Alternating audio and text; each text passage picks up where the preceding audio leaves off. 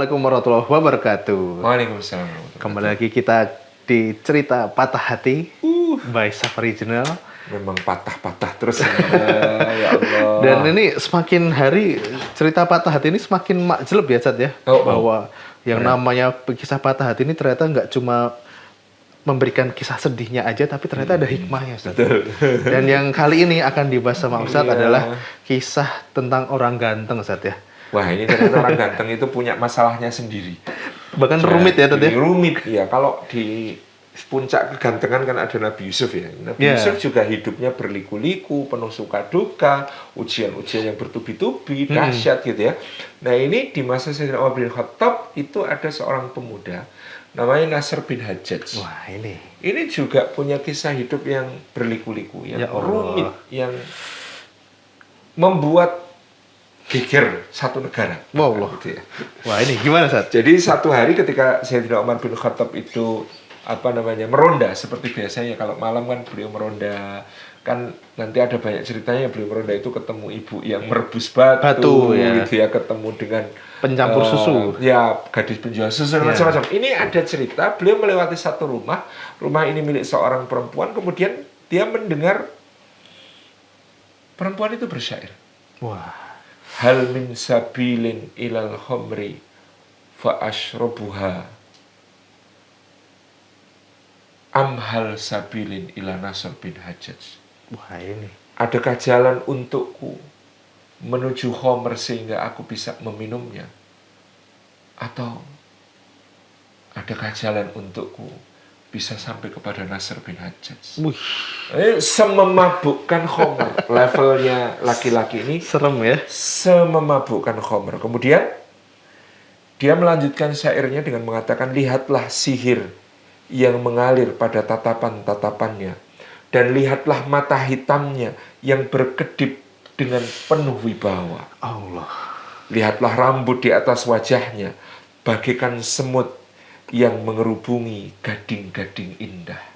Jadi gambaran tentang ketampanannya itu di dalam syair seorang wanita ini geger gitu.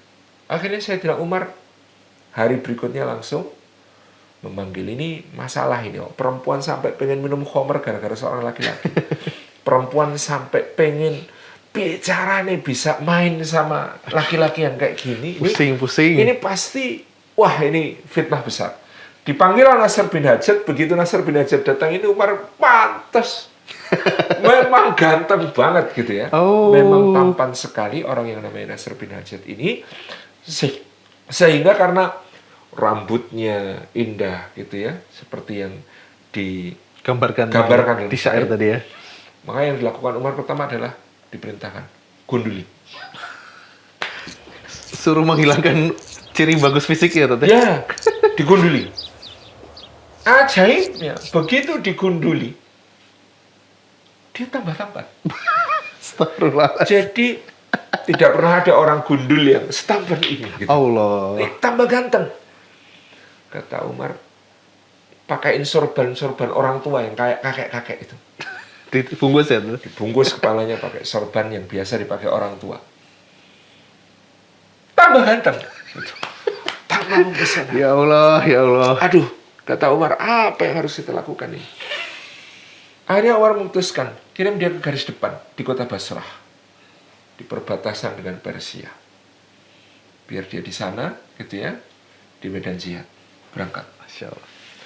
Di Basrah ini dia tinggal bersama kerabatnya. Kerabatnya ini namanya Misja.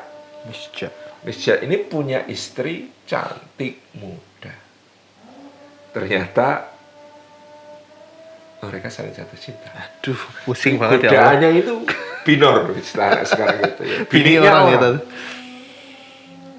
Kalau di Madinah itu lebih aman karena cuma perempuan yang tertarik sama Nasr bin Hajjaj. Dia belum ada kekasih yang dia cinta.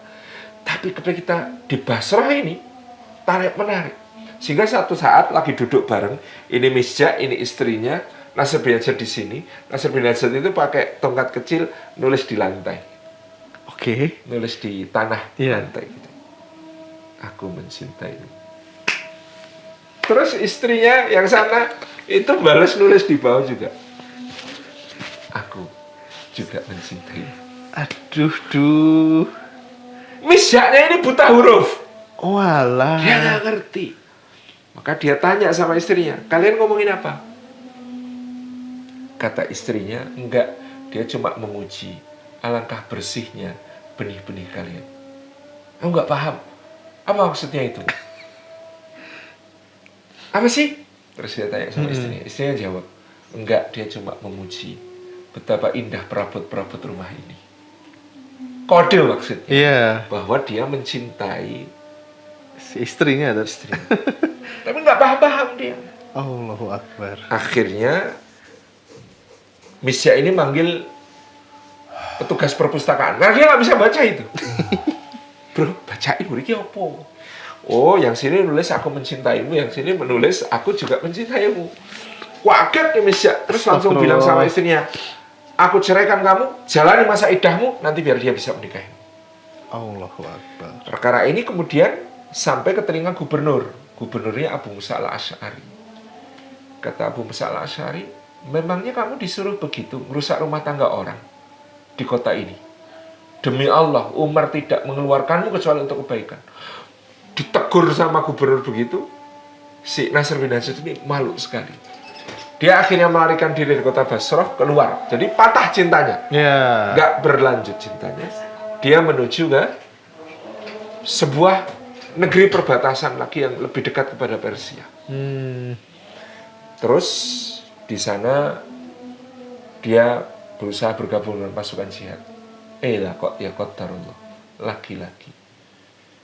Istri orang. Aduh, tobat ya Allah. Ini orang saking gantengnya kenapa Iya. yang ini malah bini orang. Astagfirullah, astagfirullah. Dan kemudian ketika itu istri seorang bangsawan setempat gitu ya. Akhirnya kejadian lagi, dia ditegur lagi. Kemudian dia dipanggil oleh Sayyidina Umar, suruh kembalikan ke Basrah lagi. Ternyata gara-gara istrinya Misja yang kemudian jatuh cinta itu, kabar tentang ketampanannya sudah Nyebar. Sehingga ketika dia tiba kembali ke Basrah, perempuan-perempuan ini semakin tergila-gila kepada Ya Allah, tobat. Nasr bin Hajjaj. Maka Umar memerintahkan, gunduli rambutnya, acak-acak semua wajahnya, pakaikan pakaian compang-camping, paksa dia tinggal di masjid, jangan keluar dari masjid sedikit. Jadi di ahlu sufah di masjid. Karena apa? Karena Umar melihat bahaya perempuan-perempuan yang jatuh cinta dan ngejar-ngejar Nasr bin Hajjaj ini, sampai kemudian ada tadi meninggalkan suami, ada yang kemudian berani melakukan hal-hal yang dilarang, yakni minum khamr dan lain sebagainya, gara-gara untuk menahan cinta yang sangat berat kepada Nasr bin Hajjaj itu pelariannya nggak adalah khamr, sampai seperti itu. Nah, maka sampai akhir hayatnya Nasr bin Hajjaj ini tinggal di masjid. Allah. Tapi menikah, Sat? Oh, enggak. Sepahit itu hidupnya.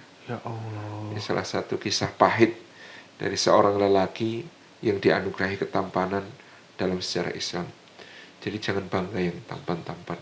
Kamu tuh sumber masalah, dan insya Allah juga ini di dalam sejarah ini menjadi satu iktibar penting gitu ya, bahwa fitnah karena ketampanan itu tidak kalah mengerikan dengan fitnah karena kecantikan. Iya. Gitu. Sampai segitu ya tadi ya, sampai harus pindah ke berbagai negara, sampai kemudian diasingkan, Iya. sampai harus dirusak fisiknya, tetap bisa menjadi fitnah bagi wanita-wanita yang ada di sana. Ya. Jadi teman-teman yang nggak ganteng ya bersyukurlah teman-teman semuanya, kalian nggak jadi fitnah. Oke teman-teman semuanya, simak terus cerita patah hati di Saf Original.